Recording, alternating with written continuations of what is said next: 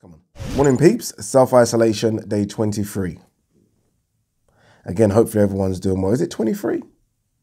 It is 23, isn't it? Yeah, again, hopefully everyone's doing well. Hopefully everyone is staying safe. They've extended the quarantine over here in the UK by another 3 weeks. I guess they've got to do what they've got to do, right? The only good thing, I say good thing, there isn't much good in this, is there? But the only positive thing is that neighbouring countries have started to relax their quarantine protocols or procedures, whatever the word is. So there is light at the end of the tunnel. In my head, I'm thinking end of May. That's kind of where I've got my head around to thinking. Some people think end of June. I can't think that far ahead. End of May is like my boiling point, like my max, my cutoff. End of June, no, please, God, no, not until the end of June. All right, no coronavirus talk. Let's talk what would have happened if a fight happened. That didn't happen. That should have happened. This one, I've got a bunch of fights, by the way, on this list, bunch of them. But this one is probably, of all the fights that I've actually got down, of all the fights I want to do for this series, this is the one for me that is the toughest to pick, right? I've got an opinion about all of them, and I've got my favorite in all of these fights. But this one, good luck. Honestly, it upsets me the most as well. This fight didn't happen, right? I mean, there's some good ones on this list. I think Povetkin Wilder would have been a fun fight, but in terms of a skill-based fight, like two guys, highly skilled, unbeaten, both of them, this would have been the fight for me. And that fight, obviously, is Billy Joe Saunders versus DEMETRIUS Andrade. Is it Andrade or Andrade? Or Andrade? What is it? I keep saying Andrade. Yeah, anyway. This would have been a fantastic fight. This fight was supposed to happen 20th of October, 2018 in Boston. Pretty random, but this fight was supposed to happen in Boston, and I'm absolutely gutted this fight didn't happen. In fact, this fight was supposed to happen then, and obviously Demetrius Andrade went on to fight for the vacant title against Walter Katendokwa. He won that, and then the WBO actually made it mandatory to fight Demetrius Andrade again in 2019. He declined that fight and went up to 168 and had that fight against Shefat Isufu. Make of that what you want, but that's what happened. Obviously, the fight didn't happen because Billy Joe Saunders, and it's a bit tricky, this one, right? Because Billy Joe Saunders, Varda said he took something that he shouldn't have taken, or as UCAD said, what he took was okay. But Billy Joe Saunders was asked to vacate or be stripped of his WBO title. He vacated, and then obviously Demetrius Andrade again went on to fight Walter Katendokwa. Who would have won this fight if this fight happened then?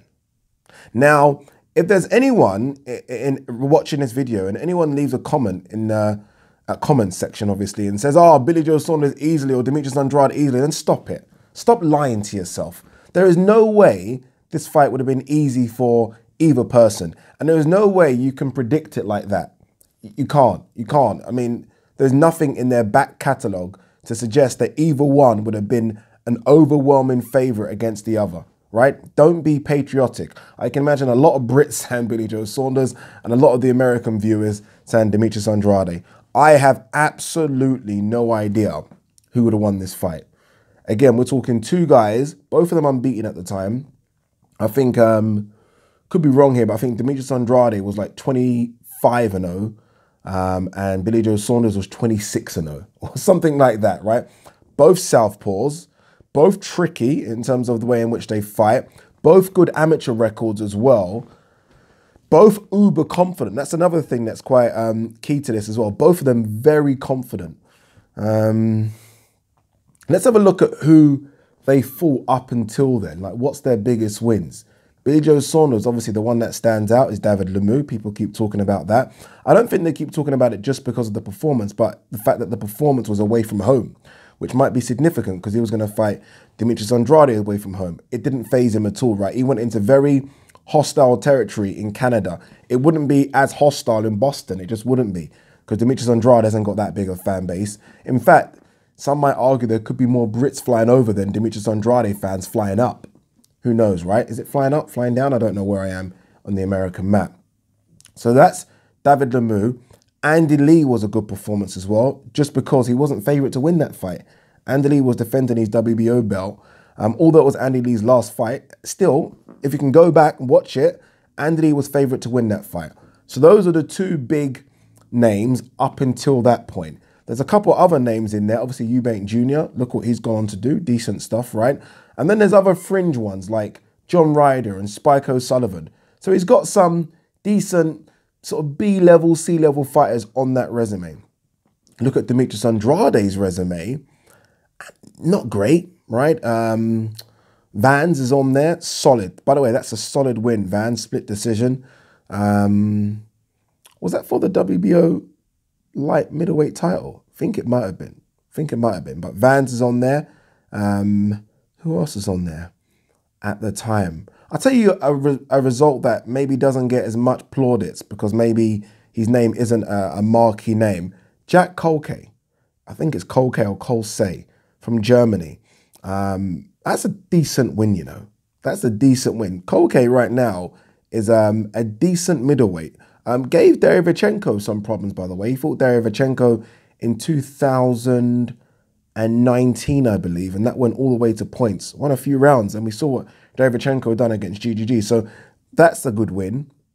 And then you're scratching your head, right? You're scratching your head in terms of other performances. That's not their fault, right? I hate doing that because that's not their fault. We know that Demetrius Andrade has asked and begged for bigger fights. He was supposed to fight Charlo at 154.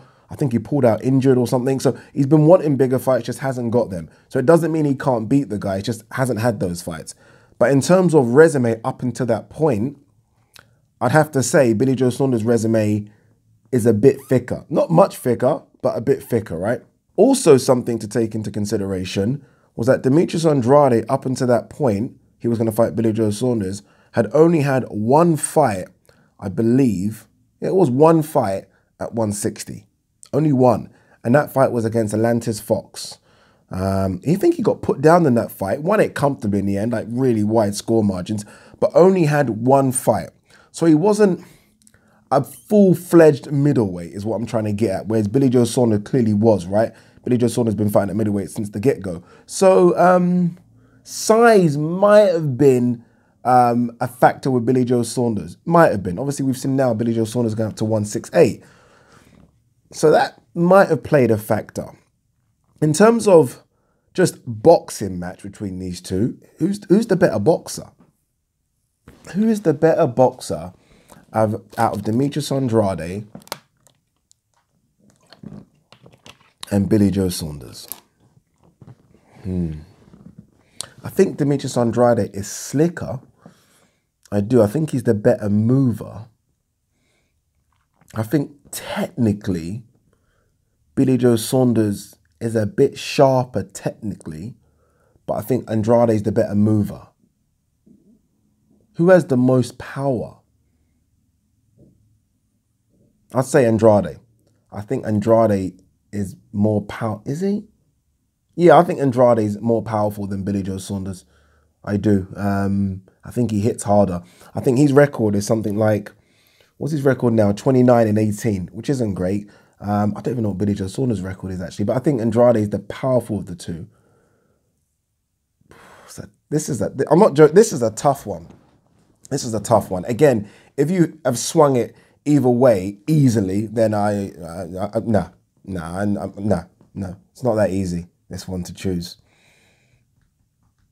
Again, I'm not looking at what they've done after. I'm trying to be just when they were supposed to fight then, who would have won.